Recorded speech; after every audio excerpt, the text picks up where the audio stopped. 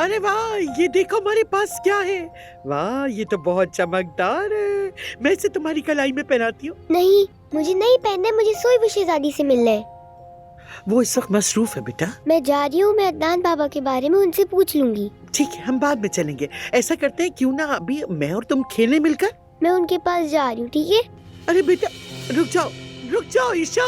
ईशा आराम से, दौड़ो मत ईशा। ईशा बेटा, क्या हुआ मेरी जान को? हाँ, पुलिस अपने साथ अदनान बाबा को लेके चली गई है।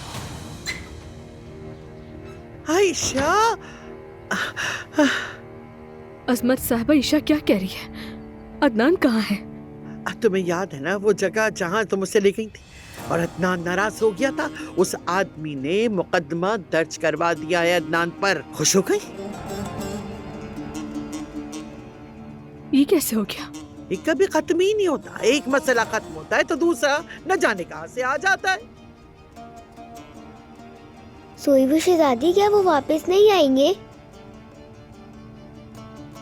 वो आ जाएंगे बेटा, परेशान नहीं होना, मैं खुद लेकर आऊंगी उन्हें, ठीक है? तुम कहाँ जा रही हो? उसकी बीवी उसके साथ है। अगर तुम गई तो तुम्हारी यहाँ कोई जगह नहीं रहेगी।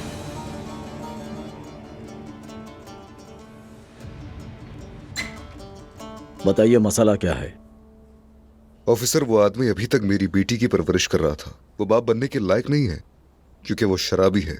आप बच्ची को अपने पास रखना चाहते हैं? असल में अगर आप इजाजत दें तो मैं तफसील से बताता हूँ ऑफिसर। उस आदमी के लिए उस छोटी बच्ची की पहले कोई कदर नहीं थी, मगर जब उसे मालूम हुआ कि उसका बाप अदनान दिमिर खान है तो सबसे अहम हो गई उसके लिए वो। वाज़ेह है उस आदमी का कोई और मकसद है, इसलिए वो हर वक्त कोई ना कोई मसला पैदा करता रहता है।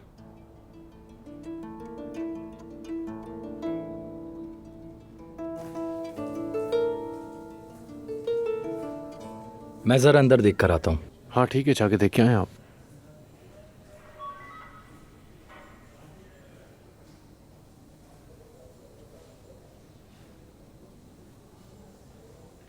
तो तुम हार मानने वाले नहीं ना?